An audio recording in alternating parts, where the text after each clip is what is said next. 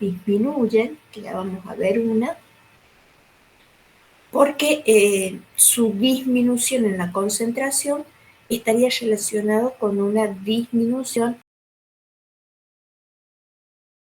estaría relacionado con una alteración funcional del tejido que las sintetiza. Pero generalmente las enzimas, la aplicación en la clínica, es cuando aumentan sus concentraciones en sangre circulante. ¿Por qué? Porque nos van a hablar de una posible lesión o una lesión a nivel de los tejidos, un aumento en su expresión a nivel del tejido, o sea que su síntesis está muy estimulada y eso lleva a que las concentraciones aumenten. Y la otra causa también puede ser por una obstrucción, sobre todo en las enzimas exócrinas, que nosotros en esta unidad vamos a ver el páncreas exócrino. Entonces, cuando tenemos enzimas que tienen que eliminarse hacia la luz, por ejemplo, intestinal, y hay una obstrucción, esas enzimas no pueden ser secretadas y vuelven al órgano y pasan a la sangre y aumentan. Por lo tanto, nosotros acá en esta unidad lo que vamos a ver son patologías que están relacionadas con la cuantificación de enzimas que se deben más que todo a su aumento, a la lesión en los tejidos o a una obstrucción. ¿Qué dificultad o qué tienen las enzimas? Que las enzimas se expresan en diferentes tejidos, o sea, una misma enzima puede ser expresada por diferentes órganos o tejidos, entonces no tenemos enzimas órgano específicas que nos digan que, bueno, se elevó una y, bueno, podemos decir, bueno, la lesión es en tal tejido. No, se expresan en diferentes tejidos. Pero la ventaja es que existen isoenzimas y esas sí pueden expresarse en algún tipo de órgano o tejido un poco más específico. Entonces, la cuantificación de las isoenzimas puede ayudar. Nosotros tenemos muchas enzimas que se usan en la práctica clínica, algunas ya las vieron. Acá yo les puse un cuadrito donde están las enzimas de mayor aplicación clínica. Y si ustedes ven, esta última que dice DHL es la LDH, las siglas están en inglés. Si ustedes se fijan, estas enzimas que nosotros usamos en la clínica se expresan en diferentes órganos. Por ejemplo, esta, la alanina aminotransferasa, que es la GPT, se expresa en hígado, en músculo cardíaco, o sea que la fosfatasa alcalina, nosotros la vimos en hueso, pero también se expresa en hígado, en intestino, tenemos en la placenta, ¿sí? En la paciente embarazada. La amilasa en páncreas, en las glándulas salivales, también es donde mayor se expresan esos dos tejidos. Entonces no tenemos enzimas que sean órgano específicas. Cuando se estudiaron las enzimas, ¿qué se hizo? Se fue viendo qué tejido las expresaba y en qué concentración. Me quiere cargar. Ahí está. Entonces, por ejemplo, acá tenemos la LDH. Nosotros ya vimos que la LDH se expresa en glóbulo rojo y que nos ayudaba a evidenciar una hemólisis intravascular. Pero la LDH, fíjense, se expresa en músculo, en hígado, en miocardio, en riñón. Entonces, si bien nosotros la vimos asociada a los glóbulos rojos, obviamente las enzimas asociadas a otras determinaciones bioquímicas, como por ejemplo una hemoglobina que me indique la anemia, frente al aumento de la LDH, bueno, la podemos asociar a que hay una lisis en los glóbulos rojos. Pero por sí solita, si la determinaríamos solita, no nos dice nada. Fíjense, la fosfatasa alcalina, lo mismo. Las transaminasas, la GOT y la GPT, o su nombre que se recomienda utilizar, la aspartato aminotransferasa, que sería la GOT, y la alanina aminotransferasa, que sería la GPT. Se expresan en hígado ambas y fíjense también a nivel de miocardio se expresan, pero acá en el miocardio hay una diferencia. Se expresa en mayor concentración la GOT que la GPT. Entonces, ¿qué se hace en la actualidad? En la actualidad lo que se hace es utilizar lo que se denomina un perfil enzimático, cuantificar las enzimas que se expresan en un órgano, en un tejido, para evaluar si la lesión es ese tejido. No una sola, sino un perfil, varias. Porque las transaminasas, fíjense, se expresan en hígado. La fosfatasa alcalina también se expresa en hígado y la LDH también se expresa en hígado. Entonces, ¿qué hacemos en la actualidad? Cuantificamos todas estas enzimas que se expresan a nivel hepático, la LDH, la fosfatasa alcalina y las transaminasas. Si las 4 enzimas están elevadas en sangre, entonces como todas se expresan conjuntamente en hígado, eso nos orienta mucho mejor a que la lesión es en ese órgano y no en otro lugar. Por ejemplo, si solo aumenta la fosfatasa alcalina, la LDH no y las transaminasas no, entonces podemos decir que el órgano o el tejido donde puede haber lesión es a nivel de hueso. Entonces, eso es lo que nosotros hacemos actualmente. Utilizar lo que se conoce un perfil enzimático, cuantificar varias enzimas que me dan idea de dónde puede estar localizado el daño o la lesión en el paciente. Y en algunas situaciones hasta se puede cuantificar las isoenzimas, que algunas sí son más órganos específicos. Por lo tanto, nos van a permitir evidenciar dónde está el daño celular.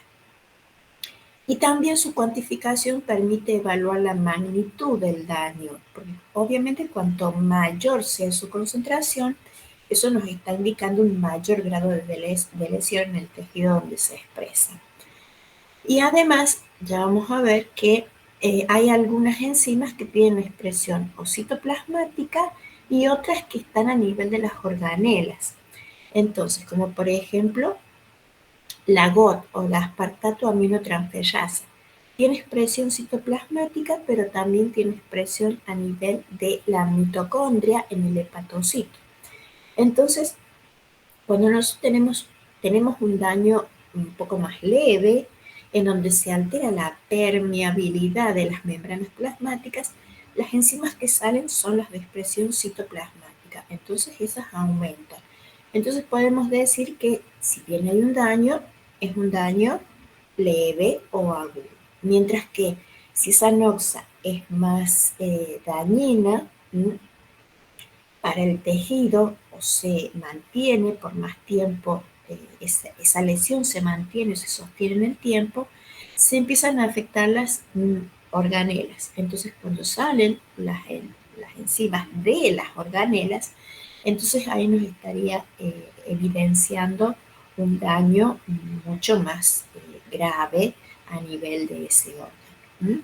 Entonces, esa es la aplicación que tenemos que se las usa ahora en la clínica. Complementar, ayudar junto con otras determinaciones a las enzimas para evidenciar lesiones a nivel de algún órgano o algún tejido, y ayudar a la identificación de una patología en los pacientes. Nosotros en esta unidad vamos a ver 3 patologías que están relacionadas con el uso de las enzimas. Y la primera patología que vamos a ver es el infarto agudo del miocardio. Bueno, ¿vamos bien hasta hoy? Hasta ahora, perdón. Sí, profe. Sí, profe. Bueno, entonces vamos a ver el infarto agudo del miocardio.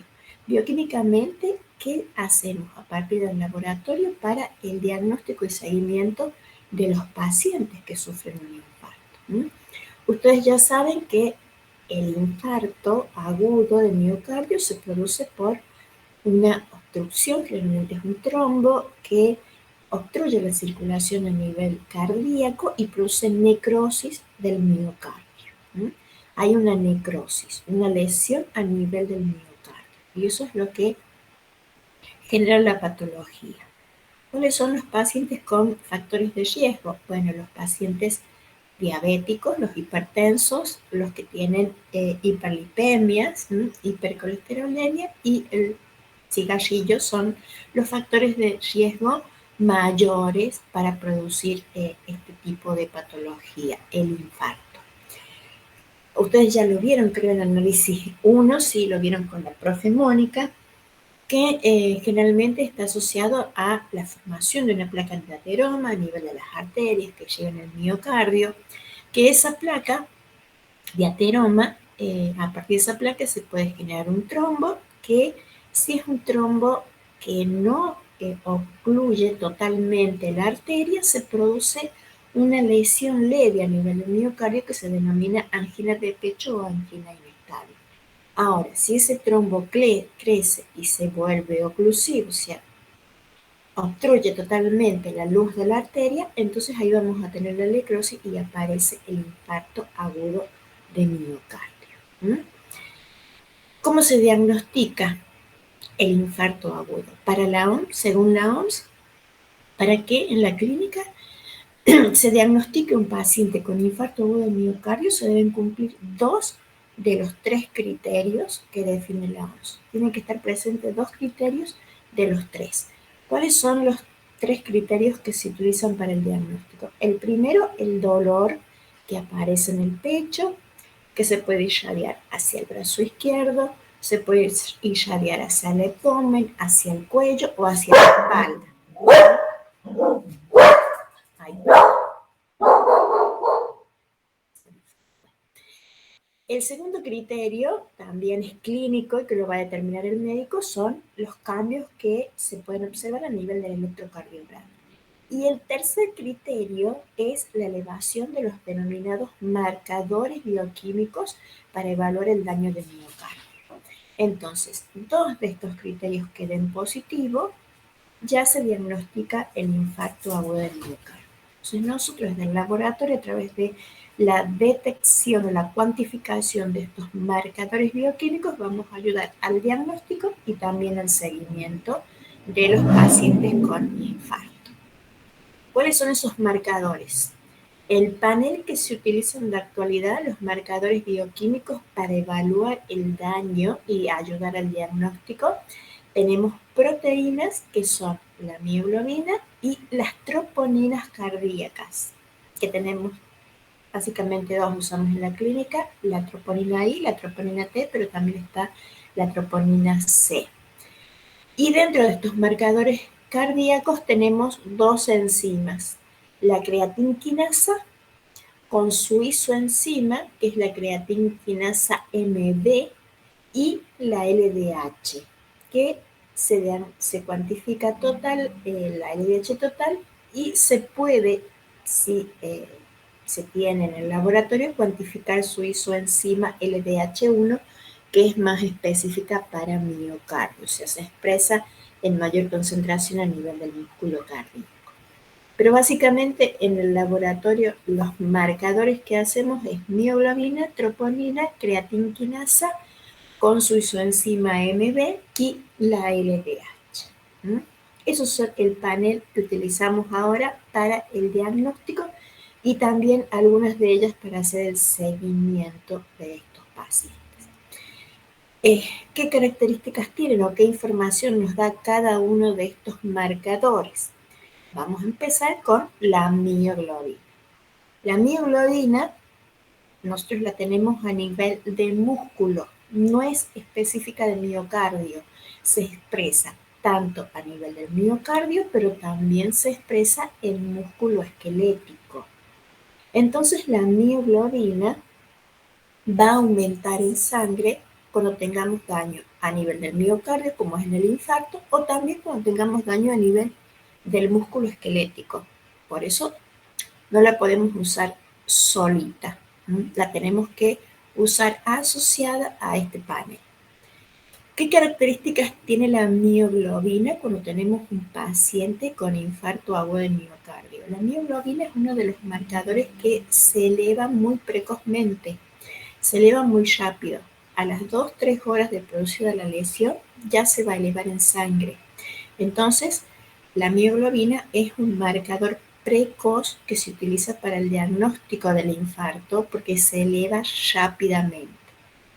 ¿Qué otra característica tiene? A las 12 horas ya adquiere su valor máximo de concentración Y si al paciente se le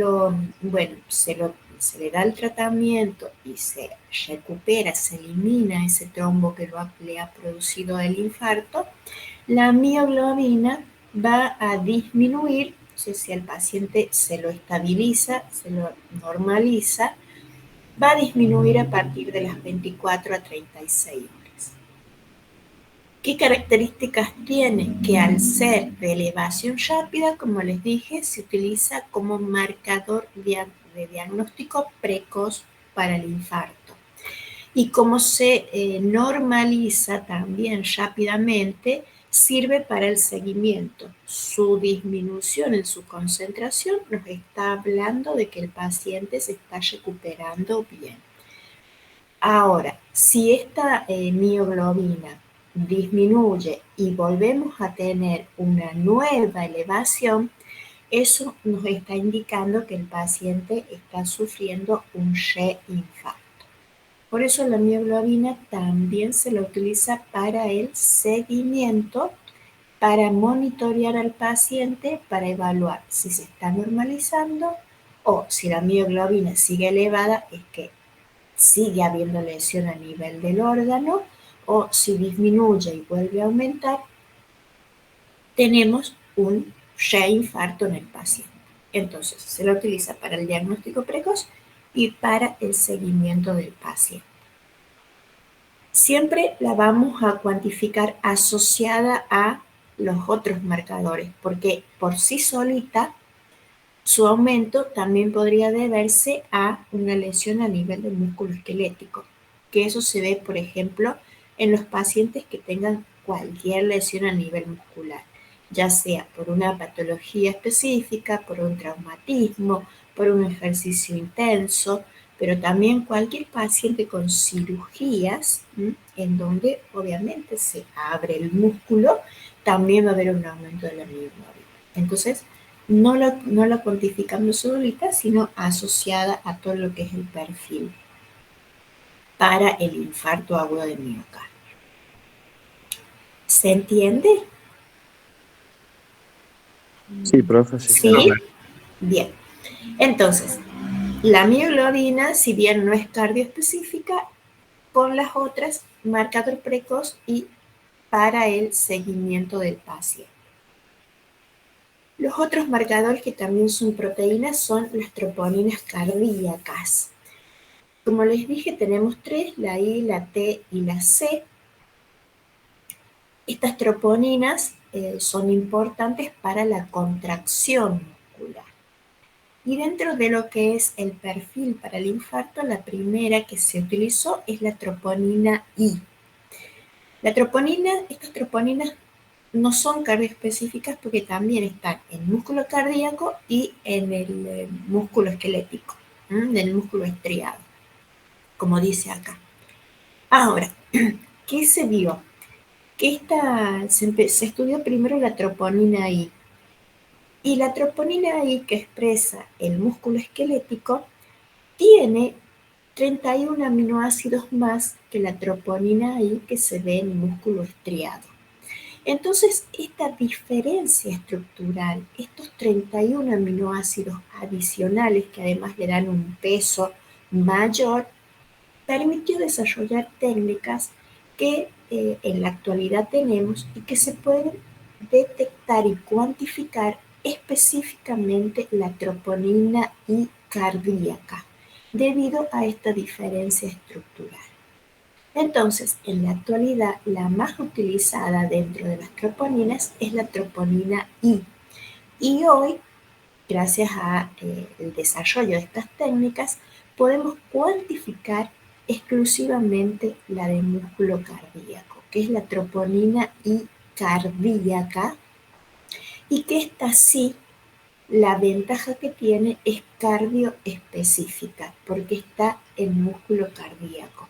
Entonces, este marcador es el mejor de todos porque su elevación siempre está asociada a una lesión a nivel del miocardio. Nosotros la tenemos circulando, el valor de referencia, fíjense, es muy, muy bajito, muy bajito. Entonces, cuando su concentración se eleva por arriba del valor de referencia, nos está indicando daño a nivel de miocardio. Cuando hay daño a nivel de miocardio, la troponina I se eleva muy rápido, entre las 3 y las 4 horas. Entonces, también es un marcador precoz junto con la mioglobina. Se eleva rápido, entonces nos permite hacer el diagnóstico rápido del paciente que tiene una lesión. Se adquiere su valor máximo aproximadamente a las 20 horas, pero tiene una desventaja que tiene una vida media muy larga, entonces aproximadamente una semana la vamos a tener elevada en el paciente. Por lo tanto, ¿qué aplicación tiene la troponina I cardíaca hoy? Hoy la troponina I es el mejor marcador para evaluar lesión a nivel de miocardio porque es cardioespecífica. Permite hacer un diagnóstico precoz, pero también, como se mantiene elevada por muchos días, permite hacer un diagnóstico tardío. Si el paciente viene a los 2-3 días, la troponina I va a seguir elevada en la cardíaca, entonces su elevación permite detectar un evento o una lesión a nivel de miocardio tardío. Por eso se usa también para el diagnóstico junto con la mioglobina. Ventaja es cardioespecífica.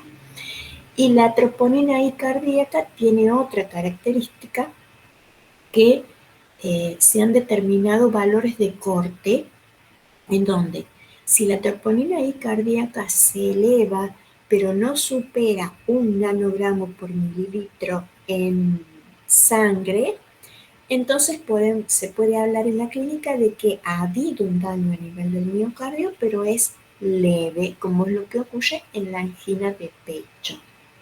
Mientras que si su concentración ya está por arriba de 1 nanogramo por mililitro, eso ya hablamos de un paciente con un infarto agudo de miocardio.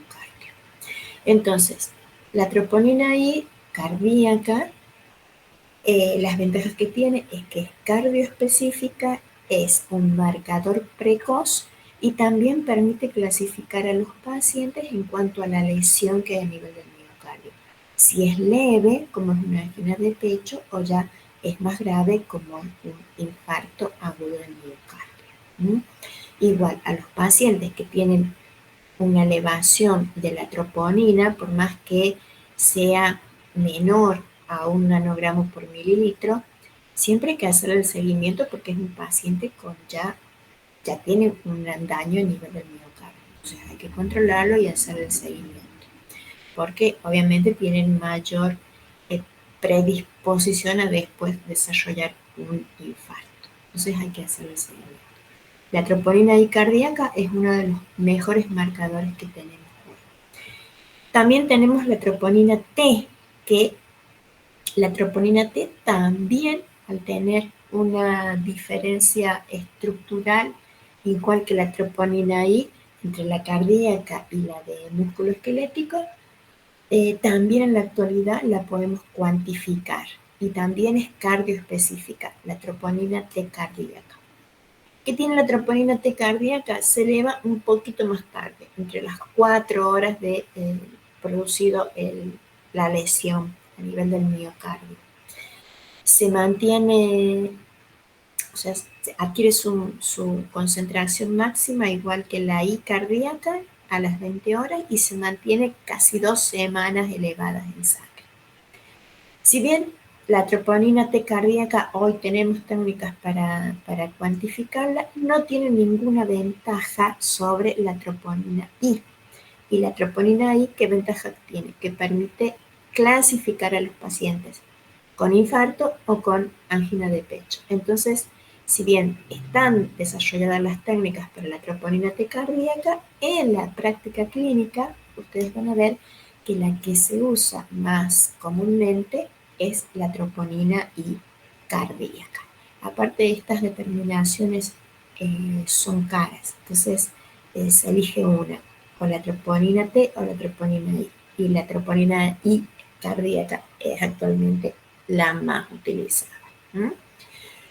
Entonces, vamos viendo que la mioglobina, que si bien no era cardioespecífica, con la troponina I asociada a la troponina I cardíaca, que sí es cardioespecífica, si se elevan las dos, ya podemos hablar de que hay un daño a nivel de la lesión, a nivel, perdón, del miocardio.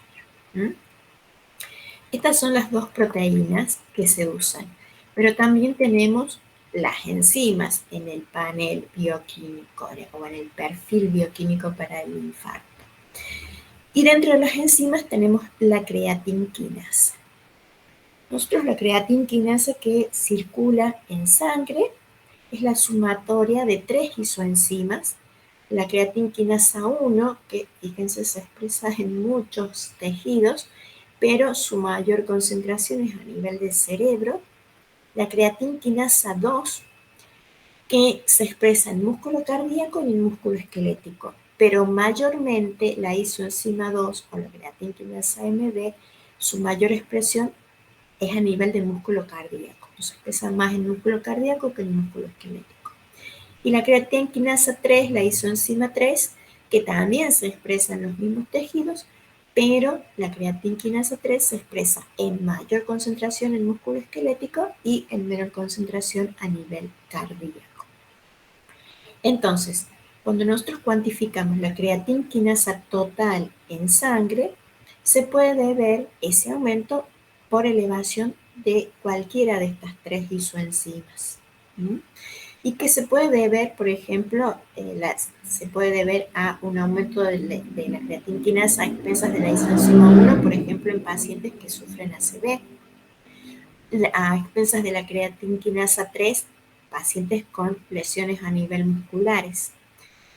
Y la creatinquinasa 2 se eleva cuando tenemos pacientes con infarto agudo de miocardio. ¿No? Entonces, en los pacientes con infarto agudo de miocardio hay una elevación de la creatinquinasa total en sangre a expensas de quién? De su isoenzima, que es la isoenzima 2 o la creatinquinasa MP. Entonces, en la actualidad, también para el paciente con infarto agudo de miocardio, lo que se hace es cuantificar además la creatinquinasa total con su isoenzima cardíaca, que es la creatinquinasa 2 o la creatinquinasa MP. Entonces, para el paciente con infarto, ustedes van a ver que les piden las dos, la creatinquinasa total y la creatinquinasa MB. Se las cuantifica por técnicas cinéticas que hacemos como todas las otras enzimas en el laboratorio. Esta isoenzima, si bien es una isoenzima, la técnica es una técnica cinética como cualquier otra. ¿No? Se cuantifican las dos. ¿Por qué? Porque nosotros, si tenemos un paciente con infarto agudo de miocardio, se va a elevar la creatinquinasa total, pero dentro de sus isoenzimas se va a elevar la creatinquinasa MB. Características de esta enzima, de esta isoenzima, más que todo porque es la que se eleva la creatinquinasa MB, se eleva precozmente, se eleva rápido. Entonces, también, como se eleva rápido ante la lesión del miocardio, es un marcador precoz para el diagnóstico del infarto, junto con la mioglobina y junto con la troponina. Se mantienen elevada aproximadamente un día y si el paciente se normaliza, está controlado y ese miocardio se recupera, fíjense que disminuye su concentración rápido y a las 72 horas ya vuelve a sus valores de referencia. Entonces, la creatinquinasa con su isoenzima, que es la creatinquinasa MB, ¿para qué se la usa en la actualidad? Se la usa también para el diagnóstico precoz y junto con la mioglobina nos va a permitir hacer el seguimiento del paciente. Como disminuye rápidamente, su disminución nos habla de una estabilización, una recuperación del músculo del miocardio en ese paciente. Ahora, si disminuye y vuelve a aumentar, nos está indicando un reinfarto. Entonces, la creatinquinasa con la creatinquinasa MB y la hemoglobina son marcadores que se utilizan para el seguimiento. No así la troponina I, porque la troponina I, al mantenerse elevada por mucho tiempo, no nos permite evaluar si hay infarto o no. Está elevada. En cambio, la mioglobina y la creatinquinasa con la creatinquinasa MB permiten hacer el seguimiento del paciente y evaluar si se está recuperando o si sigue lesionándose el miocardio o hay un posible reinfarto. Los valores de referencia de la creatinquinasa total, fíjense acá yo se los puse, pero no les puse los de la creatinquinasa MB. Si bien hay valores de referencia para la creatinquinasa MB, en el infarto agudo del miocardio lo que nosotros hacemos es informar la creatinquinasa total, se puede informar los valores de creatinquinasa MB, pero lo más importante es evidenciar el porcentaje que representa la creatinquinasa MB con respecto a la creatinquinasa normal, total. ¿Cuál es el porcentaje normal en un paciente sano? Que la creatinquinasa MB represente hasta un 6% de la creatinquinasa total. En un paciente con infarto agudo del miocardio, la creatinquinasa ya representa más del 20% de la creatinquinasa total. Entonces, lo que se hace es informar el valor de la creatinquinasa total y lo que más le interesa al médico en el caso de un infarto es ver el porcentaje que representa la creatinquinasa MB en el momento del diagnóstico. Si ese porcentaje es 20 o más, entonces ya estamos en condiciones de decir que la creatinquinasa MB se ha elevado por una lesión a nivel del miocardio y que es a nivel del que es un infarto. La creatinquinasa y la creatinquinasa MB no se elevan, por ejemplo, en la angina de pecho, ¿sí? O en la angina inestable. No se elevan, se mantienen normales. Se elevan en el infarto, a diferencia de la troponina I, que también se elevaba cuando teníamos una lesión leve. Estas no, se mantienen normales. Entonces, la creatinquinasa MB y la creatinquinasa total sirven para el diagnóstico precoz, se elevan rápidamente y también nos permite hacer el seguimiento y la evaluación de ese paciente que ha sufrido un infarto. La creatinquinasa MB hemos dicho que se expresa tanto en músculo cardíaco y músculo esquelético. Y hoy se sabe que la creatinquinasa MB de miocardio es diferente a la de músculo esquelético. ¿Y qué características tiene? Que la creatinquinasa MB de miocardio tiene una vida media baja. Esto es lo que permite su utilización para hacer el seguimiento del paciente y evaluar posibles reinfartos. Mientras que la CKMB, que viene de músculo esquelético, tiene una vida media mucho más larga. Entonces, cuando tenemos una lesión o una enfermedad muscular, la CKMB de músculo se eleva y se mantiene por muchos días elevada en el paciente. Eso es una diferencia entre estas dos isoenzimas y que también permiten hacer la diferenciación. En el caso de haber alguna sospecha de que no sea un infarto, que sea una lesión muscular. Obviamente, asociada la creatinquinasa MB a la troponina I y a la mioglobina, a la troponina I sobre todo, es lo que nos permite, la troponina I cardíaca, ¿sí? Es lo que nos permite hacer la gran diferencia entre si la lesión es en músculo cardíaco o en músculo esquelético. Troponina I cardíaca es la mejor. Y por último tenemos otra enzima que se usa, que es la lactato deshidrogenasa. La lactato deshidrogenasa, nosotros tenemos en miocardio dos isoenzimas que se expresan, la LDH1 y la LDH2, que son las mismas que están a nivel de los glóbulos rojos. Esta LDH, siempre, no sé si les dije, creo que sí, cuando veíamos anemias, siempre que nos piden la cuantificación de la lactato deshidrogenasa, la mayor complicación que podemos tener, o el mayor error, es si generamos hemólisis, porque la tenemos expresada en los hematis. Entonces, siempre que nos piden el LDH, hay que tener sumo cuidado en la separación del plasma o del suero y en la toma de la muestra para no generar hemólisis, porque ahí vamos a tener el error de la enzima. La LDH en el infarto agudo de miocardio es un marcador que se eleva en forma tardía. Recién se va a elevar a partir de las 12 horas de producción del evento. Entonces, durante las primeras horas no se va a elevar. Por lo tanto, se lo considera un marcador tardío. Se va a elevar tarde, a partir de las 12 horas recién. Y se va a mantener elevada, fíjense, por varios días. Entre 10 y 12 días se mantiene elevada.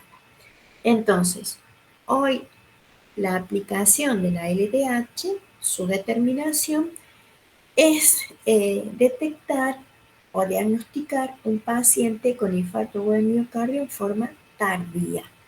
O sea, si ha pasado 2 o 3 días, que a veces suele suceder que el paciente está con el dolor pero no va a atenderse, la cuantificación de la LDH junto con la troponina ayudan a hacer un diagnóstico tardío, o sea, más tarde en el paciente. Detectar el infarto en aquellos pacientes que han llegado al consultorio en forma más tarde de producir el evento. Si bien la LDH en la actualidad no se usa tanto porque la troponina I cardíaca la vino a reemplazar, o sea, cuantificar una troponina I cardíaca elevada es evidencia de lesión a nivel del nivel. Pero se sigue manteniendo dentro de lo que es el panel del infarto. Entonces, acá yo les puse un cuadrito y bueno, y este gráfico para que vean. Acá tenemos todo el panel de los marcadores bioquímicos que se hacen. La elevación de los marcadores bioquímicos para el infarto es un criterio diagnóstico. Entonces, sí o sí, a cualquier paciente que venga con un dolor compatible a un infarto o con un electrocardiograma alterado, el médico les va a solicitar el panel de los marcadores cardíacos. Y esto obviamente se hace inmediatamente. No podemos decir, esperamos, guardamos, no. Esto se hace inmediatamente porque hay que hacer un diagnóstico rápido. Sí, lo ideal sería hacer todos los marcadores, la mioglobina, la troponina, la CK total, la CKMB, y también se puede cuantificar la LDH. Entonces, la mioglobina, la troponina I cardíaca y la elevación de la CKMB específicamente son ya diagnósticos y marcadores precoces para el diagnóstico del infarto agudo de miocardio. La troponina I cardíaca y la LDH se pueden cuantificar en caso de que ha tardado el paciente en llegar para hacer el diagnóstico, y luego que se hace el diagnóstico vamos a hacer el seguimiento con la mioglobina y la CK total y la CKMB, debido a que son los dos marcadores que disminuyen precozmente y permiten evidenciar si el paciente se está mejorando, está respondiendo o no, o un posible reinfarto. Entonces, cuando llega el paciente, les van a pedir todo. A veces la mioglobina no, pero sí la troponina I cardíaca, la CK total y la CKMB, esas de seguro se les van a pedir. Y luego que se hace el diagnóstico, si no pueden cuantificar la mioglobina, porque no en muchos laboratorios se la hace, pero sí la CKMB y la CK total, Si no pueden cuantificar la mioglobina, el seguimiento se lo hace con la CK total y la CKMB y se puede asociar también la LDH. Pero principalmente estos dos marcadores, la mioglobina, la CK total y la CKMB, sirven para el seguimiento. ¿Qué diferencias hay? Que en la angina de pecho, en la angina inestable, la única que se eleva es la troponina I cardíaca. Los demás marcadores no se van a elevar. Por eso, en cualquier paciente con una ligera dolor o algo que el médico sospecha alguna lesión a nivel del miocardio, lo primero que pide es troponina I cardíaca y CK total y CKMB. En la angina de pecho inestable solo se eleva la troponina I cardíaca. Los demás marcadores no. Y siempre que haya una elevación de la troponina, es un paciente que hay que controlarlo, ¿sí? Hay que controlarlo porque es un paciente sospechoso de que pueda generar o producirse después un infarto. Entonces, hay que controlarlo y generalmente a los pacientes que tienen una elevación de la troponina I cardíaca y de los otros marcadores no, se los suele internar, controlar y hacer el control, fíjense, a las 2, a las 4, a las 6 horas, a las 9, a las 12 y a las 24 horas. O sea, cada 2 horas tenemos que ir a tomarle sangre y hacer el control de la troponina I y de los marcadores cardíacos porque obviamente estos pacientes tienen una, una, un alto porcentaje de que puedan desarrollar a las horas o en los días un infarto agudo del miocardio. Bueno, ¿se entendió? ¿Alguna duda? Sí, se entiende, profe. Bueno, muy bien. Entonces, esto es una de las patologías en donde usamos las enzimas.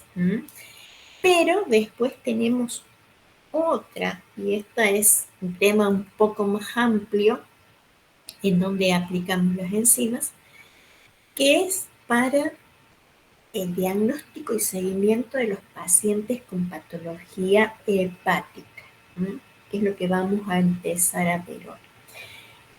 Los pacientes con patologías hepáticas. ¿Qué patologías nosotros podemos tener en el hígado y que podemos ayudar al diagnóstico del laboratorio? Dentro de las patologías, las más comunes son las que cursan con una lesión a nivel del hepatocito, que son las famosas hepatitis, ¿sí? Son las más comunes. Las hepatitis que pueden ser de diferente etiología. Pero también a nivel hepático, la otra patología que podemos tener son las obstrucciones a nivel de las vías intra o extrahepáticas. Y estas patologías, tanto las lesiones a nivel del hepatocito o las obstrucciones, pueden ser agudas, pero también pueden ser crónicas. Y la complicación de cuando tenemos una patología crónica a nivel del hígado, eso va generando una lesión constante en los hepatocitos, que si bien se pueden regenerar, la regeneración es muy lenta, entonces podemos ir teniendo daño a nivel del órgano, reemplazo con fibrosis, y cuando tenemos ya un hígado muy fibrosado, se llega a la patología final, que es la cirrosis. Entonces nosotros desde el laboratorio tenemos un perfil para determinar si hay una lesión en el hígado, si es aguda, si es crónica, si hay una obstrucción, y también podemos hacer el seguimiento de los pacientes con patologías crónicas para evidenciar si han llegado al estado de cirrosis, que es la etapa final del órgano. ¿Qué es lo que hacemos nosotros en el laboratorio? Lo que tenemos es el hepatograma, así se llama, hepatograma. Así como el hemograma tenemos el hepatograma. ¿Qué incluye el hepatograma? Incluye la cuantificación de bilirrubina y acá tenemos también un perfil enzimático. Las transaminasas, la LDH, la fosfatasa alcalina y la gamma glutamil transpeptidasa. Y después tenemos dos marcadores que también se incluyen en el hepatograma, que es el tiempo de protrombina y la albúmina. A veces a ustedes el médico, cuando les solicite la boleta, les puede escribir todas estas determinaciones, así todas escritas en la boleta, pero también a veces el médico en la boleta pone hepatograma. Entonces, tenemos que saber que el hepatograma incluye todas estas determinaciones. Hay que hacerlas a todas, ¿no? ¿Qué características tiene? Nosotros la bilirrubina, las enzimas, las transaminasas, la LDH, la fosfatasa alcalina y la gamma-glutamiltransfertirasa, las vamos a utilizar para evidenciar patologías agudas y también para hacer el seguimiento de los pacientes crónicos, con patologías crónicas. El tiempo de protrombina y la albúmina son marcadores para evidenciar la función de síntesis del hígado. Ya hablamos un poquito en hemostasia con el tiempo de protrombina. La función de síntesis en el hígado se altera en la cronicidad y cuando ya tenemos una lesión importante a nivel del órgano. Por lo tanto, el tiempo de protrombina y la albúmina se aplica generalmente para hacer el seguimiento de los pacientes crónicos. Y cuando estos marcadores se alteran, entonces estamos frente a un hígado que ya está fibrosado, entonces ya está entrando a lo que es la etapa de cirrosis.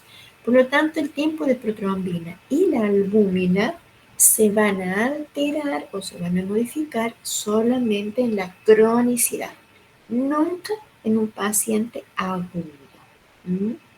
En una patología hepática aguda, el tiempo de protrombina y la albúmina son normales, no se modifican. Se modifican en la cronicidad, ¿sí? Bueno, les digo porque no quiero después escuchar que me dicen con una hepatitis aguda que están disminuida la albúmina. No, eso no pasa. Bueno, ¿qué información nos da cada una de estas determinaciones para evaluar al paciente hepático? La primera es la bilirrubina. La bilirrubina se le pide a todos los pacientes con patología hepática. ¿Por qué? Porque la bilirrubina lo que me va a estar informando o me va a hablar es sobre la funcionalidad del hígado, o sea, evalúa la función hepática. La capacidad que tiene el hígado de captar una molécula, de transformarla y de eliminarla. O sea, que son las funciones del hígado. Eliminar los desechos del metabolismo, los convierte en hidrosolubles y los elimina en la bilis. Entonces, para eso vamos a utilizar la bilirrubina.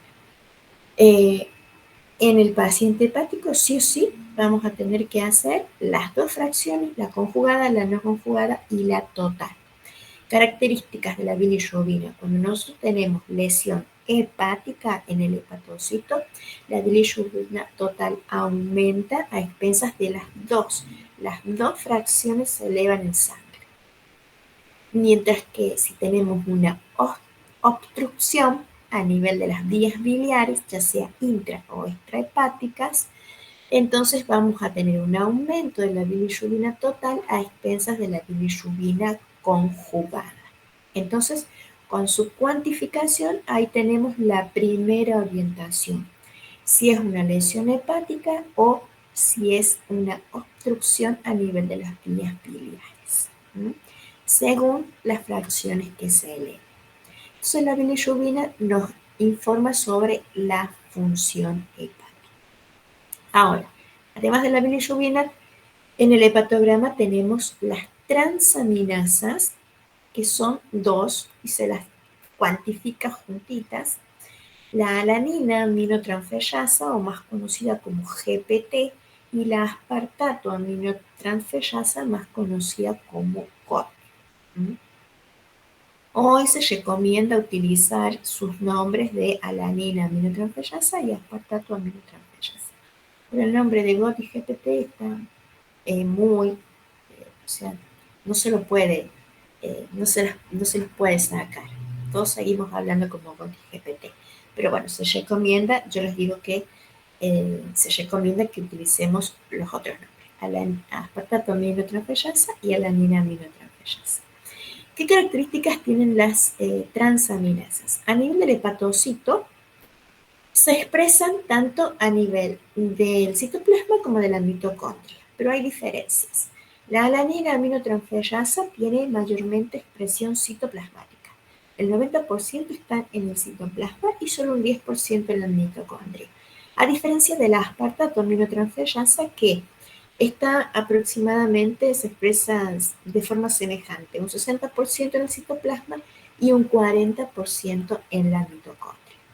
Estas enzimas, ¿para qué se usan? Para evidenciar una lesión a nivel del hepatocito. Porque cuando este hepatocito se lesione, estas enzimas van a salir a circulación las dos.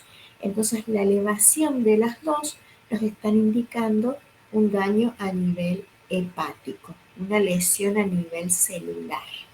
La elevación de las dos conjuntamente. ¿Cuáles son los valores de referencia? Bueno, aproximadamente, también va a depender de la técnica, pero entre 40 y 50, hasta 40 o 50 unidades internacionales por litro son los valores de referencia. Su elevación siempre indica una lesión. Y en las patologías hepáticas vamos a ver que estas dos se van a elevar cuando se lesione el hepatocito.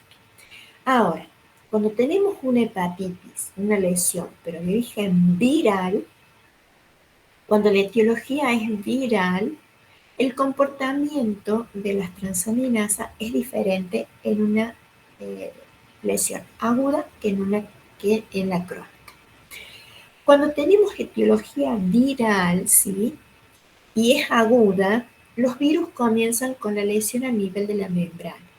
Entonces se altera la membrana del hepatocito, se altera su permeabilidad. Entonces, ¿quiénes salen a circulación? Sale el contenido citoplasmático. Y dentro de las transaminasas, la alanina aminotransferasa o GPT es la que está en mayor expresión a nivel citoplasmático que la aspartato o la GOT. Entonces, cuando tenemos una lesión aguda y es origen viral, se van a elevar las dos, pero ¿cuál es la que más se eleva en sangre? La alanina aminotransferasa. Entonces, si hacemos la relación entre las dos, alanina en relación al aspartato, esa relación va a ser mayor aún. Entonces, en la práctica clínica, cuando tenemos una hepatitis viral y hay elevación de las transaminasas, que se eleve más la alanina aminotransferasa, nos está hablando de una lesión aguda.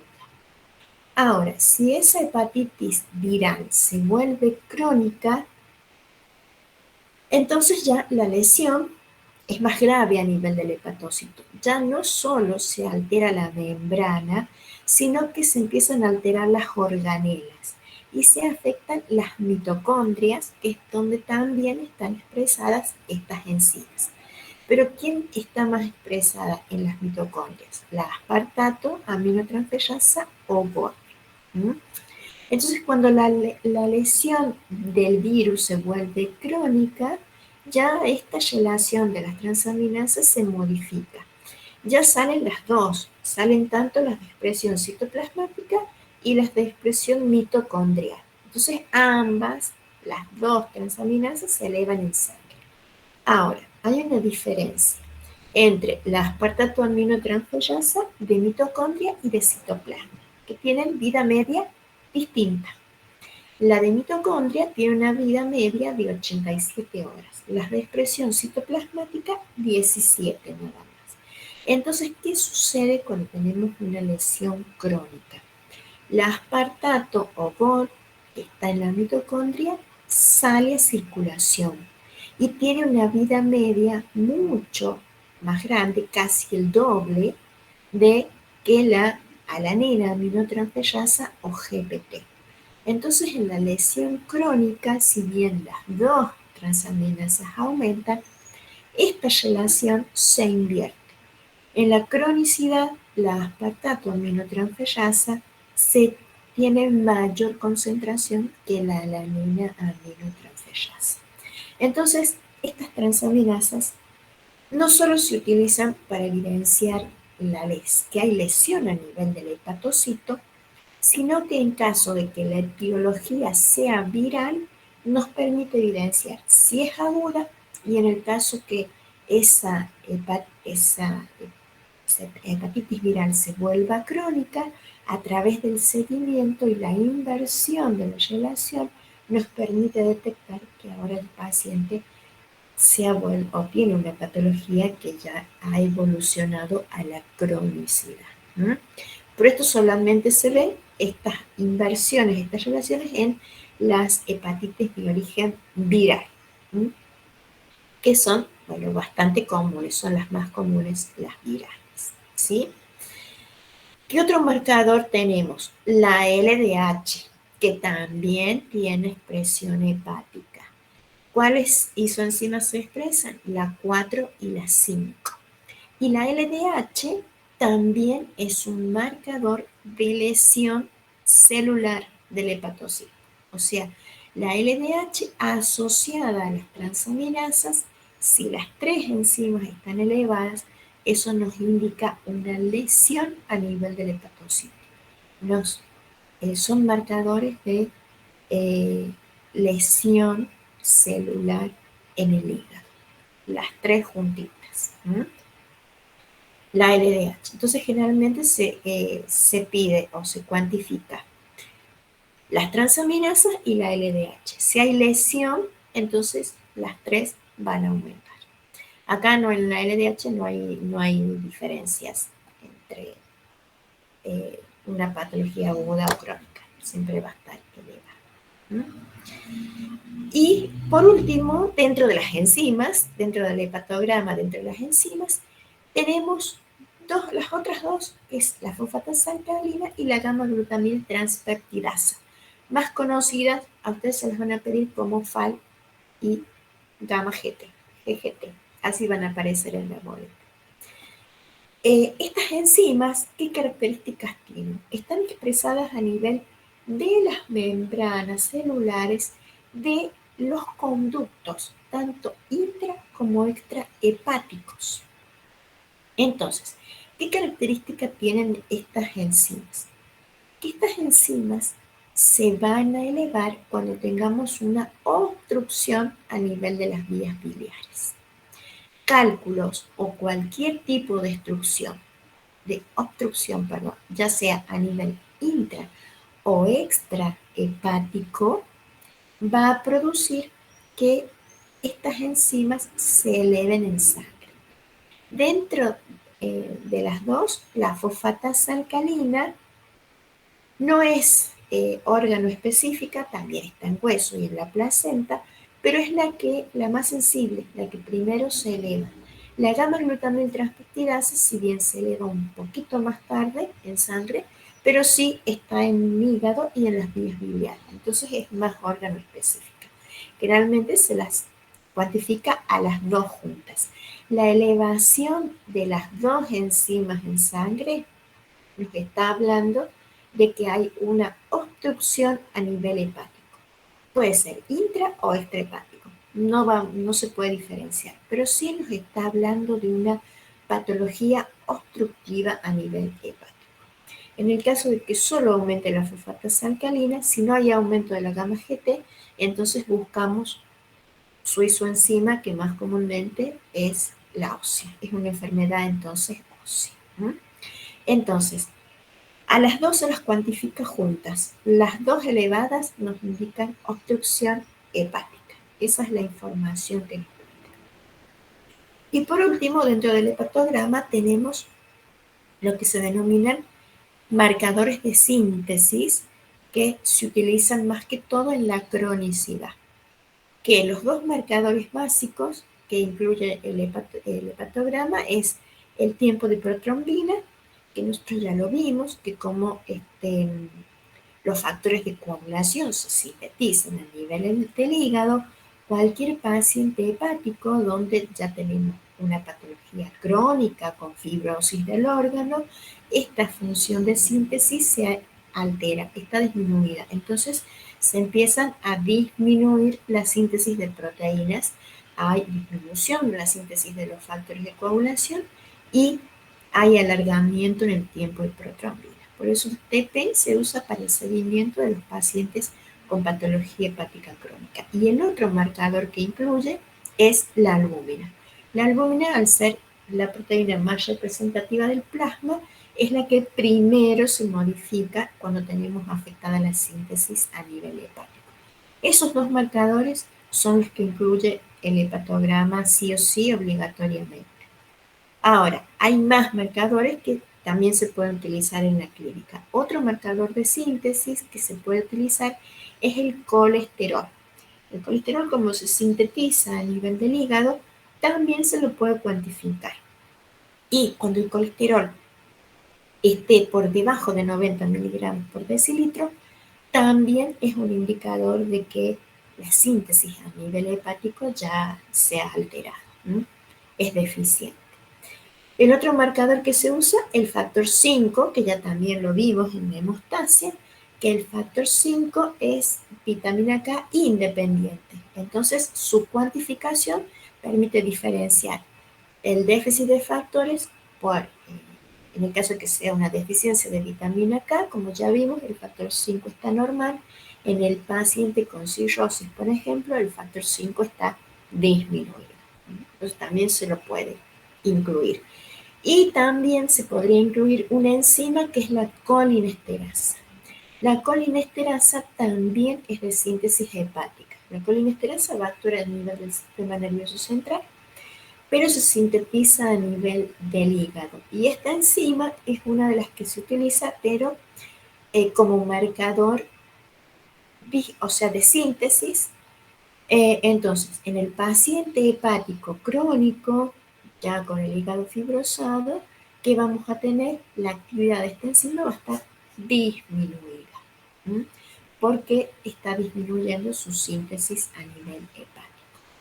Entonces, cuando tenemos un paciente que se sospecha una lesión a nivel hepático, no importa si es a nivel de los hepatocitos o es por una obstrucción, a ustedes les van a pedir todo este perfil. El TP y la albúmina en caso de ser crónicos, y en el caso de un paciente agudo les van a incluir este perfil, la bilirrubina con todas las enzimas. Entonces, de esa forma podemos ir orientando a cuál es la etiología o qué puede estar sucediendo en el paciente. ¿Mm? Y si no les ponen solo hepatograma, entonces, bueno, hay que hacer todo. Las enzimas, la bilirrubina y los marcadores de síntesis. Obligatoriamente TP y albúmina. Esos son los que sí o sí se hacen. Bien, ¿se entendió lo que es el hepatograma? Sí, Sí, profe. profe. ¿Sí? Bueno, entonces vamos a avanzar un poquito más porque bueno, esta unidad es un poco larga. Y vamos a entrar a las patologías hepáticas, que son las hepatitis. Ustedes ya saben, las hepatitis son una inflamación a nivel del hígado y tenemos diferentes etiologías. ¿Cuáles son las hepatitis más comunes? Las hepatitis virales. Características en cuanto a la clínica, cuando se va a sospechar un paciente con una hepatitis viral. Bueno, presencia de ictericia, porque tenemos aumento de la bilirrubina asociada a la fiebre, que es por el proceso viral.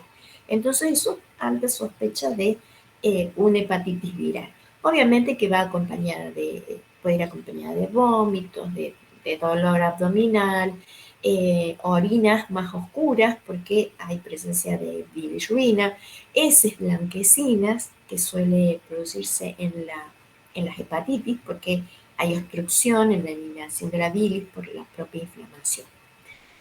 ¿Qué características tienen? Bueno, que este síntoma más específico, que es la evidenciar la presencia de ictericia, fíjense en cuanto a las etiologías de las hepatitis.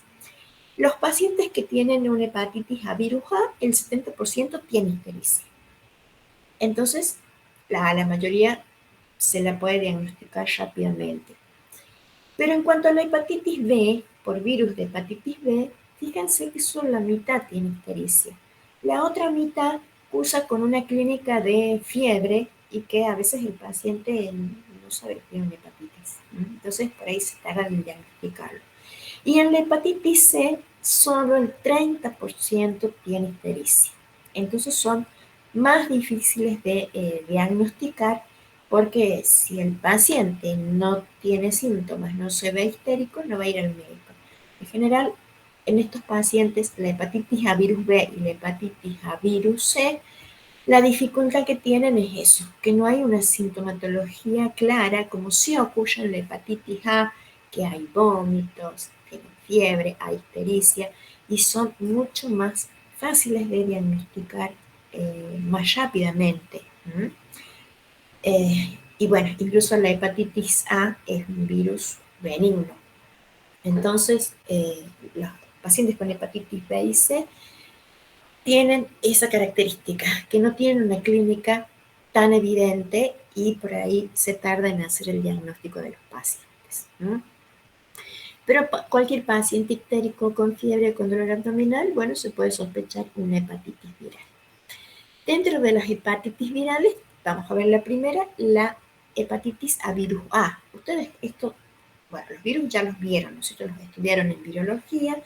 El virus de la hepatitis A es un virus ARNA y el virus de la hepatitis A solamente produce una hepatitis aguda.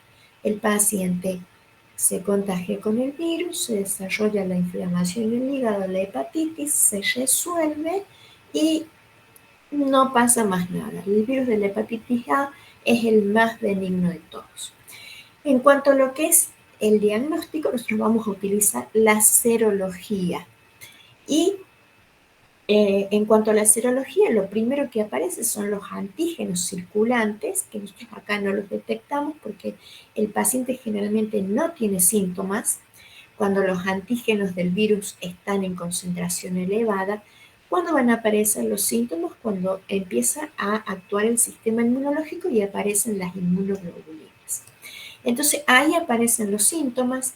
Al aparecer las inmunoglobulinas, el antígeno del virus A empieza a disminuir. Y en la etapa de síntomas, ¿cuáles podemos detectar nosotros? La primera que empieza a aumentar es la inmunoglobulina M contra el virus de la hepatitis A. Estas inmunoglobulinas aumentan y a partir de las 2 del mes ya la patología se empieza a resolver, entonces la inmunoglobulina M disminuye y empieza a aparecer la inmunoglobulina G, que es la que se mantiene. Entonces, ¿cómo hacemos el diagnóstico de una hepatitis A? Básicamente con la serología y con el hepatograma. Lo que se hace para el diagnóstico es la inmunoglobulina M antivirus de la hepatitis A. La positividad de esta inmunoglobulina M contra el virus de la hepatitis A es diagnóstico ya de una hepatitis A aguda. La desaparición de la inmunoglobulina M y aparición de la inmunoglobulina G indica resolución y también se la puede dar, se da positiva en los pacientes que están vacunados. Entonces, también nos puede dar positiva la inmunoglobulina G.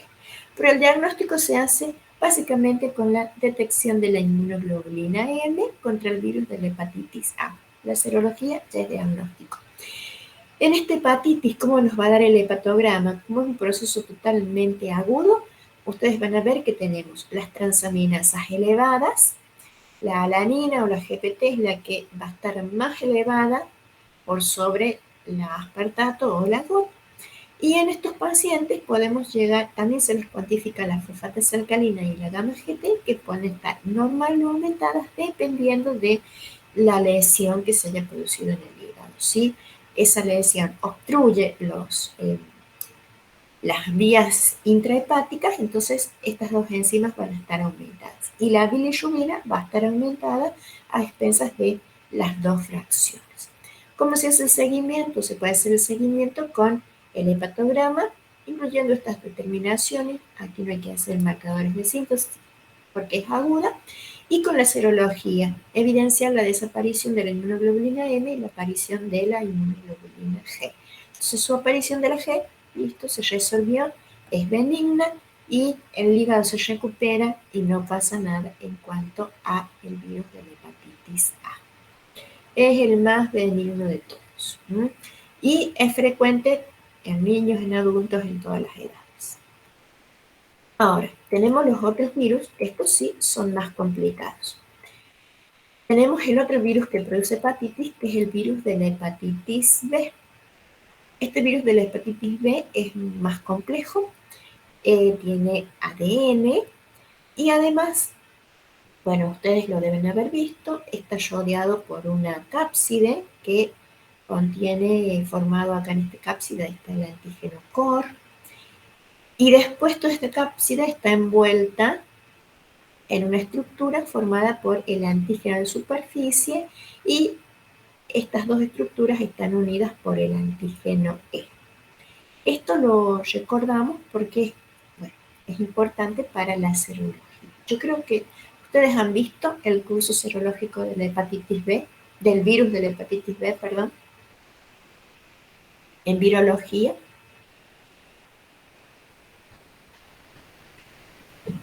Creo que sí lo vimos. Bueno, no importa. Entonces, como no se acuerdan, lo vamos a ver de... Yo les pregunto porque si hay algunos años que lo ven, por ahí lo ven un poco más específico, a otros años lo ven así, un poco más rapidito. Bueno, ¿qué pasa en el virus de la hepatitis B? El virus de la hepatitis B tiene un periodo de ventana en donde el paciente está infectado, pero no tiene ni sintomatología ni hay ningún tipo de marcador que podamos detectar. No tiene nada. Recién a partir del mes, mínimamente, va a empezar a aparecer el primer antígeno que se puede detectar, que es el antígeno de superficie. Pero acá el paciente no tiene sintomatología clínica, entonces tampoco se lo detecta en este periodo. Y después del antígeno de superficie empieza a aparecer el antígeno E. Cuando empieza a aparecer el antígeno E, eso es un marcador de replicación. El virus cuando se replica, el antígeno E empieza a aparecer, a circular en sangre. ¿Qué pasa? Que cuando estos dos antígenos se están elevando, el paciente no tiene síntomas. Entonces, acá no vamos a hacer el diagnóstico. ¿Cuándo va a empezar la sintomatología? Cuando empiezan a aparecer los anticuerpos. ¿Y cuál es uno de los anticuerpos que empieza a aparecer? Primeramente que es la inmunoglobulina M anti-antígeno COR. Es el primer anticuerpo que empieza a aparecer. Entonces acá, cuando empieza a aparecer este anticuerpo, aparece la sintomatología, pero ¿qué pasa? Que algunos solo tienen fiebre. Eso siempre recuerda, que algunos pacientes solo tienen fiebre. Y los antígenos, el antígeno de superficie y el antígeno E, comienzan a disminuir su expresión en sangre. Entonces, cuando tenemos la sintomatología clínica, ¿cuáles son los marcadores que aparecen cuando tenemos una infección inicial, aguda? El mayor marcador que se expresa es el antígeno de superficie y dentro de las inmunoglobulinas o de los anticuerpos aparece la inmunoglobulina M anticor. Si el paciente o se lo trata a estos pacientes y esa hepatitis se empieza a resolver, van a aparecer los otros anticuerpos. Empieza a aparecer el anticuerpo contra el antígeno E, que al aparecer el anticuerpo contra el antígeno E, esto quiere decir que el virus ya dejó de replicar. Entonces, si no replica, no está produciendo más lesión. La inmunoglobulina M anticor empieza a disminuir, empieza a aparecer la inmunoglobulina G, y cuando ya se resuelve la hepatitis contra este virus, aparece finalmente el último anticuerpo, que son los anticuerpos contra el antígeno de superficie. La aparición de los anticuerpos contra el antígeno de superficie me indica que la hepatitis se resolvió, el virus se eliminó y el hígado se recuperó. Entonces, esto es lo que sucede en una hepatitis B aguda. Una hepatitis B aguda que se resuelve. Se ha manifestado la patología, pero se resuelve. Entonces, ¿cómo se hace cuando sospechamos de una hepatitis B? El diagnóstico es serológico. Lo que se va a hacer o lo que se hace en el laboratorio es la cuantificación del antígeno de superficie y de la inmunoglobulina M anticorp, los dos marcadores que están más elevados en la etapa con síntomas. Entonces, cualquiera de los dos que dé elevado, uno de ellos elevado, ya permite hacer el diagnóstico de una hepatitis B. Si los dos dan positivo, obviamente es diagnóstico también. Y aparte de la serología, le vamos a hacer el hepatograma, ¿sí? Al ser un paciente agudo, las transaminasas van a estar elevadas, va a estar elevada más la alanina, o sea, la GPT, la FAL y la gamma GT pueden estar normal o elevadas y la bilirrubina va a estar elevada. ¿Cómo hacemos? Hay que hacer el seguimiento del paciente para evidenciar que la hepatitis B se ha resuelto y ha sido solamente una hepatitis B aguda. Entonces, fíjense, en los pacientes con una infección aguda nos da el antígeno de superficie y la inmunoglobulina G anticorp positiva. Esos son los que se usan hoy para diagnóstico. Pero también se puede hacer el antígeno E, que también va a dar positiva en una infección aguda porque el virus está replicando. Y si se puede, incluso se puede llegar a detectar el ADN viral circulante, que también da positivo. Cuando la infección se resuelve, los antígenos desaparecen y tienen que aparecer los anticuerpos. La inmunoglobulina G anticorp, los anticuerpos contra el antígeno D y los anticuerpos contra el antígeno de superficie. Aparece en los anticuerpos contra el antígeno de superficie, se resuelve. Y siempre recuerden que en un paciente vacunado les va a dar los anticuerpos contra el antígeno de superficie positivo. Pero qué diferencia que en los vacunados no hay inmunoglobulina G anticorp ni tampoco contra el antígeno E. ¿Por qué? Bueno, la vacuna no tiene el virus. Entonces, los vacunados solamente tienen positivo los anticuerpos contra el antígeno de superficie. La aparición de estos anticuerpos quiere decir que se resolvió y el paciente desarrolló una hepatitis aguda. Ahora, ¿qué pasa con la hepatitis B? Que hay un porcentaje de pacientes que evolucionan a la cronicidad, o sea, no se resuelve, el virus no se elimina. Pueden disminuir los síntomas, pero el virus sigue. Entonces evolucionan a la cronicidad. Dentro de estos pacientes que evolucionan en la cronicidad, yo les puse un cuadro que se ve chiquito. Los pacientes adultos, o sea, los pacientes que inician con una infección aguda, aproximadamente el 10% van a evolucionar a la cronicidad. Y evolucionar a la cronicidad también puede llevar a un daño hepático progresivo que termine en cirrosis o un hepatocarcinoma, o ambos. Ahora, fíjense en los niños. En los niños, este virus, cuando se da la infección por hepatitis B, por el virus de la hepatitis B, en los niños el 50% puede evolucionar a una cronicidad, a una hepatitis B crónica. Y los recién nacidos, que son los que se contagian a través de la placenta de la mamá, evolucionan casi el 90% a la cronicidad. Por eso es muy importante, como veíamos en análisis 1, la detección en las embarazadas del antígeno de superficie contra la hepatitis B, porque hay que evitar esto. Y ahora tenemos la vacuna que en nuestro país es obligatoria a todos los niños la vacuna de la hepatitis B. Ustedes la deben tener, seguramente. Sí, todas la deben tener. Entonces, hoy forma parte del calendario como obligatoria la vacuna de la hepatitis B por esta característica, porque los niños, la mitad de ellos pueden evolucionar o van a evolucionar a la cronicidad. ¿Qué pasa en la cronicidad? Todo este cuadro serológico que nosotros vimos para la hepatitis B aguda se presenta.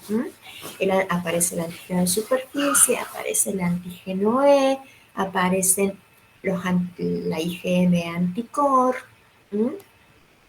puede aparecer los anticuerpos contra el antígeno E, pero ¿qué sucede en estos pacientes? Que el antígeno de superficie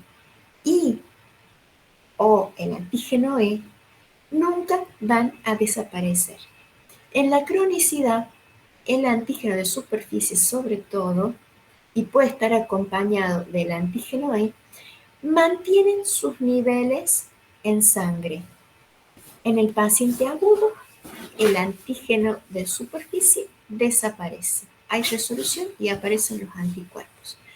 En la cronicidad, el antígeno de superficie y el antígeno E se mantienen elevados. Y lo que indica que no hay resolución es que en estos pacientes no van a aparecer los anticuerpos contra el antígeno de superficie.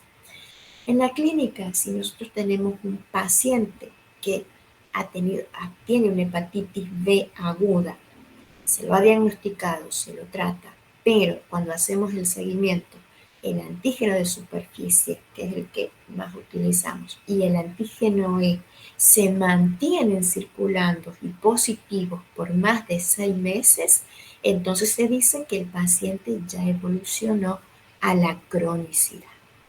Por eso es tan importante hacer el seguimiento en los pacientes con hepatitis B. Porque que no aparezca este anticuerpo y que los antígenos, sobre todo el antígeno S, siga positivo, entonces eso es evidencia de que el paciente está evolucionando a la cronicidad. Y dentro de la cronicidad tenemos diferentes pacientes con hepatitis B crónica. Aquellos pacientes en donde el antígeno de superficie se mantiene positivo, el antígeno E no está a veces, no está, solamente es el antígeno de superficie. Hay anticuerpos contra el antígeno E, pero nunca aparecen los los anticuerpos contra el antígeno de superficie. ¿Por qué se los llama portador sano? Porque son pacientes que han tenido una hepatitis B, se los ha diagnosticado, se los ha tratado, normalizan todo lo que es el hepatograma, o sea, sus transaminasas están normales, la bilirrubina está normal, no tienen ningún síntoma clínico, no hay sintomatología clínica ni tampoco hay evidencia de una lesión a nivel hepático, pero tienen el antígeno de superficie circulando positivo. Entonces eso quiere decir que el virus no está produciendo lesión, no hay clínica, no hay alteración del hepatograma, pero el virus sigue. Entonces se lo denomina portador sano. Estos pacientes hay que controlarlos porque puede en algún momento el virus se despierta y aparecer de nuevo la patología. Como puede ser que no aparezca más, pero son pacientes que el virus está, pero no hay desarrollo de patología. Tenemos clínica y hepatograma normal. ¿Se los controla? Sí, porque en algún momento puede despertarse el virus y aparecer de nuevo la patología. Y se los considera crónicos porque el virus está. Y mantienen el antígeno de superficie positivo. Y después tenemos dos grupos de pacientes que acá sí tenemos clínica, pero tenemos un grupo que se denominan pacientes crónicos sin replicación. Acá ya también tenemos el antígeno positivo, aparecen los anticuerpos contra el antígeno core, aparece contra el antígeno E, pero nunca aparece contra los anticuerpos contra el antígeno de superficie. ¿Y qué características? ¿Por qué se los llama pacientes con infección crónica sin replicación, porque son pacientes que tienen toda la sintomatología, desarrollan la sintomatología, el antígeno de superficie sigue eh, positivo, pero se los llama sin replicación porque son pacientes que cursan con periodos en donde no hay clínica, todo lo que es el hepatograma se normaliza y periodos donde aparece la clínica y se altera el hepatograma.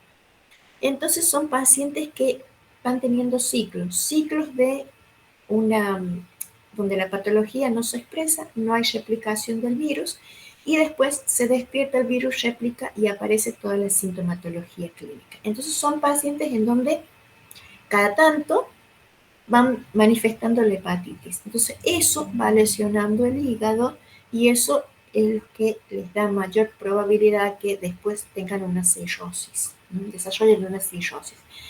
Cursan con periodos negativos y periodos positivos.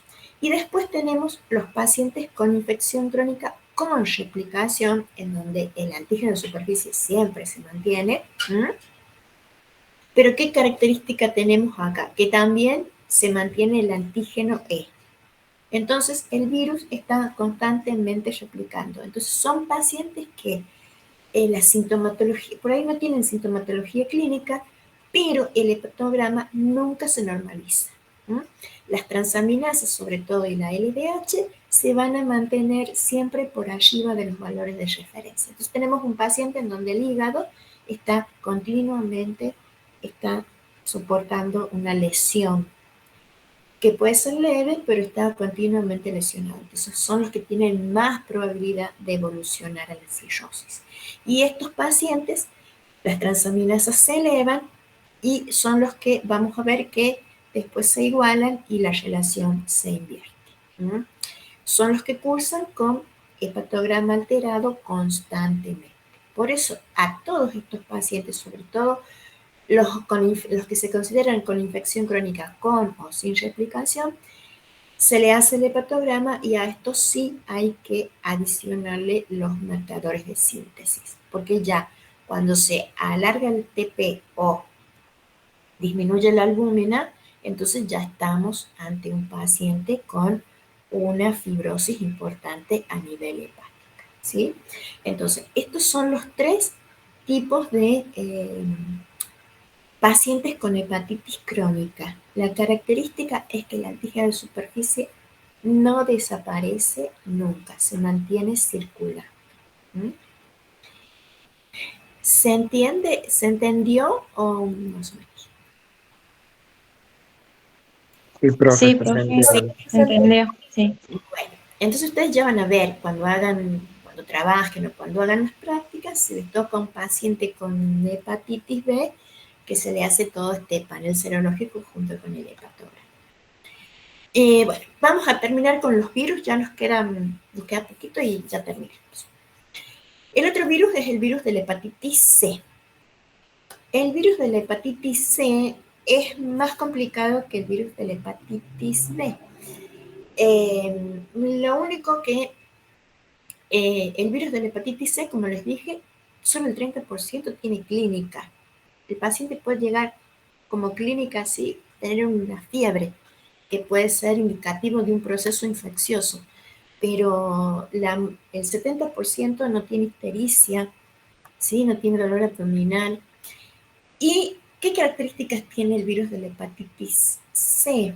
Que cuando se produce la infección por este virus, que las vías de transmisión son semejantes al virus de la hepatitis B, cuando se produce la infección con este virus, solo el 20% la resuelven. O sea que es una hepatitis aguda, se manifiesta la hepatitis, la infección, se manifiesta la patología, se elimina el virus y el hígado se recompone. Solo el 20%. El 80% que se infecta con el virus de la hepatitis C va a evolucionar a la cronicidad. Por lo tanto, tenemos un 80% de pacientes que van a evolucionar a la cronicidad y que pueden desarrollar cirrosis, que se puede descompensar rápidamente o de forma más lenta, o evolucionar a un hepatocarcinoma. La evolución a la cronicidad en la clínica se define como lenta o rápida. Lenta es aquella en donde eh, los pacientes van a desarrollar o van a llegar a la cirrosis después de 30 años de contraída la infección. En donde se ve más lenta el desarrollo hacia o la evolución hacia la cirrosis en las pacientes, en las mujeres y en los pacientes que contraen la infección cuando son jóvenes. ¿Mm? En cambio, hay una evolución rápida, o sea que se llega a la cirrosis antes de los 20 años de contraída la infección con el virus en los hombres y obviamente cualquier situación que aumente la lesión en el hígado, el consumo de alcohol, un hígado graso y también infecciones con otros virus. Entonces, esa progresión puede ser más rápida o más lenta. Lo complejo de este virus es que el 80% evoluciona a la cronicidad. ¿Mm? ¿Qué tenemos nosotros en el laboratorio? Nosotros tenemos, en cuanto a la hepatitis C, a este virus tenemos poco, porque en la actualidad no podemos cuantificar antígenos del virus como si tenemos para la hepatitis B, no podemos identificar diferentes anticuerpos. Lo único que tenemos en la actualidad es la detección de anticuerpos totales contra el virus de la hepatitis C, en donde estos anticuerpos son totales, van a aparecer, se van a empezar a elevar también cuando aparezcan los síntomas. Y cuando aparezcan los síntomas, lo que vamos a tener es también una alteración del hepatograma, con elevación de las transaminasas, con elevación de la LDH, elevación de la bilirrubina. Entonces no tenemos mucho. Lo que sí se podría hacer en un laboratorio más especial, una PCR para detectar el RNA viral en sangre circulante. El 20% de los pacientes lo resuelve. Entonces, ¿qué vamos a tener en estos pacientes? Para evidenciar que esa hepatitis C solo se ha manifestado de forma aguda, solamente el hepatograma, porque los anticuerpos se elevan y se mantienen positivos, van a mantener en el paciente positivos. Entonces, lo único que nos queda es el hepatograma. La normalización de las transaminasas, de la LDH, de la bilirrubina, nos indica que el paciente lo ha resuelto a esa hepatitis. Si pueden hacer una PCR, evidenciar que cuando el paciente resuelve, el RNA viral desaparece de la sangre circulante del paciente. ¿Mm? Pero si no podemos hacer PCR, lo único que nos queda es el hepatograma. Ahora, el 80% evoluciona a la cronicidad. ¿Y qué pasa en estos pacientes? Algo parecido a los pacientes con hepatitis B, pero con replicación. Son pacientes en donde, los anticuerpos nos van a dar positivos y en cuanto al hepatograma, en estos pacientes, para evidenciar que evolucionan en la cronicidad, se ve a través de que las transaminasas, la LDH y la bilirrubina nunca van a normalizar. Pueden disminuir sus niveles, pueden aumentar, pero nunca llegan al valor, nunca vuelven a los valores de referencia. Entonces, si las transaminasas siguen alteradas por más de 6 meses, entonces ya se habla de que este paciente con una hepatitis C ha evolucionado a la cronicidad. Como les dije, lo único que tenemos para el diagnóstico son detectar anticuerpos totales contra la hepatitis C. Son ELISA, que en la actualidad tenemos diferentes de primera, de segunda, de tercera generación, que la única diferencia es que detectan anticuerpos contra diferentes estructuras del virus, pero son totales, no podemos diferenciar, tampoco diferenciar ni G ni M, son anticuerpos totales.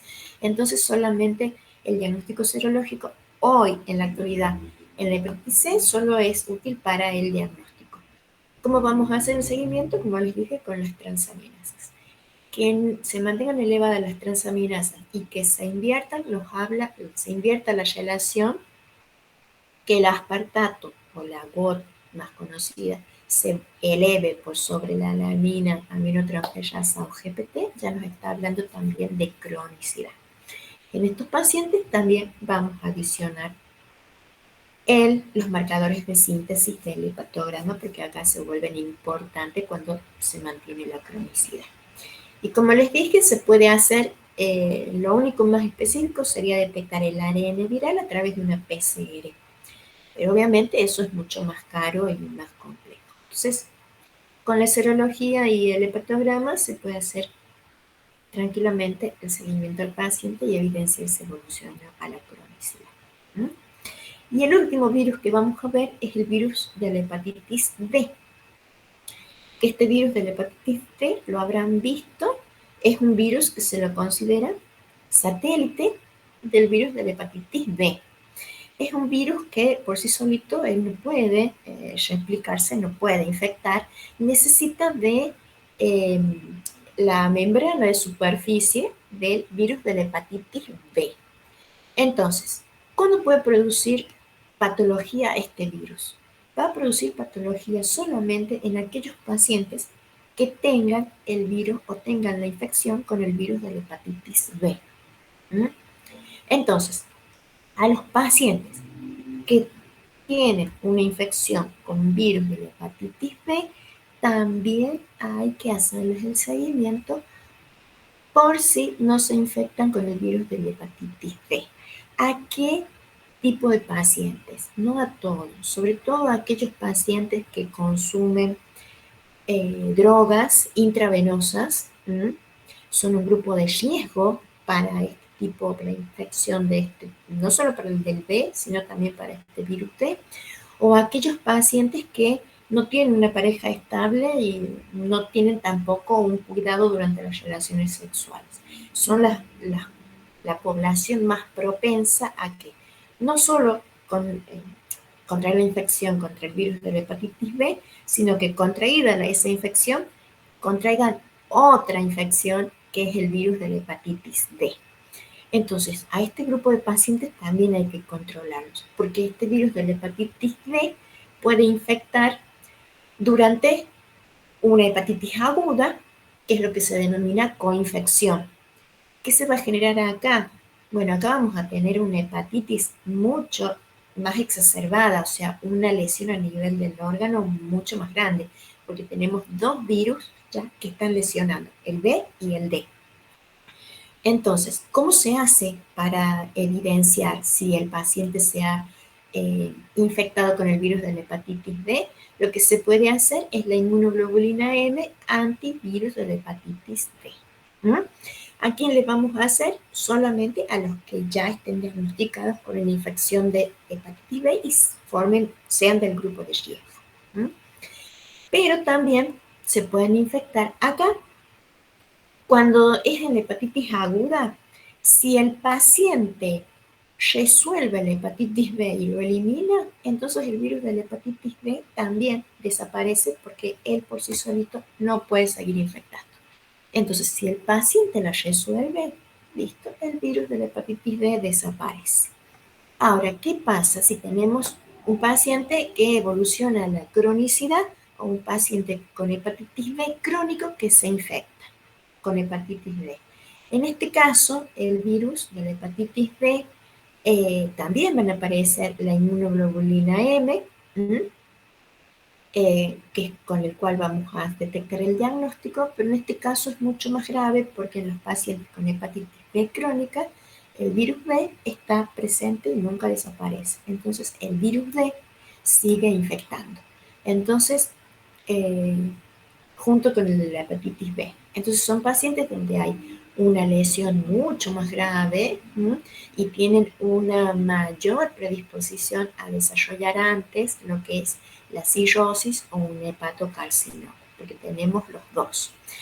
Entonces, a estos grupos de pacientes de riesgo que tienen hepatitis B, también se les suele adicionar la detección de la inmunoglobulina M anti-D, por las dudas, para detectar a tiempo una coinfección o una sobreinfección, que es cuando se produce en la cronicidad. ¿Mm?